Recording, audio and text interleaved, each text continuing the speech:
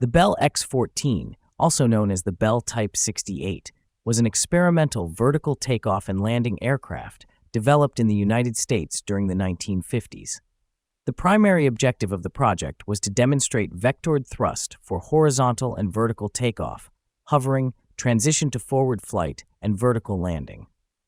Bell constructed the X-14 as an open cockpit, all-metal, duralumin monoplane for the United States Air Force.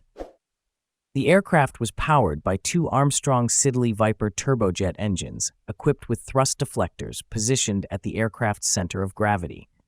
These engines were fixed, and the transition from vertical to horizontal flight was achieved using a system of movable vanes that controlled the direction of engine thrust.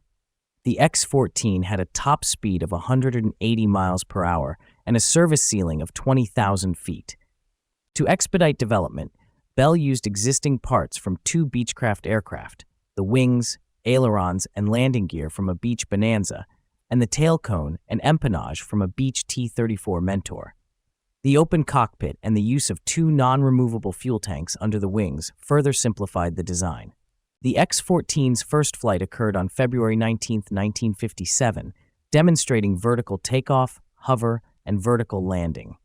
The first transition from hover to horizontal flight was achieved on May 24, 1958. In 1959, the Viper engines were replaced with General Electric J-85 engines, and the aircraft was delivered to the NASA Ames Research Center as the X-14A. During its operational history, the X-14 served as a test aircraft for NASA until 1981. It provided valuable data on vertical takeoff and landing aircraft and flight control systems. In 1971, the X-14A was upgraded with new General Electric J-85 GE-19 engines and redesignated as the X-14B. An onboard computer and digital fly-by-wire control system were installed to emulate the landing characteristics of other vertical takeoff and landing aircraft. Notably, the X-14B was used as a moon landing simulator, and Neil Armstrong flew the aircraft on numerous occasions.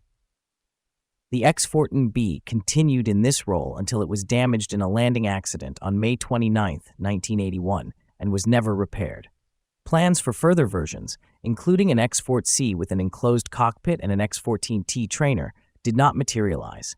The X-14B was rescued from the scrapyard in 1991 and is currently undergoing renovation as part of the Ropke Armor and Aviation Museum. Despite changing serial numbers with every major upgrade, the single airframe served numerous pilots without any serious incidents or injuries throughout its years of service. The Bell X-14 project was a significant milestone in the development of vertical takeoff and landing aircraft. Its innovative design and successful operational history provided invaluable insights into the feasibility and control of jet-powered vertical takeoff and landing aircraft. The X-14's legacy continues to inspire and inform the development of modern vertical takeoff and landing technologies.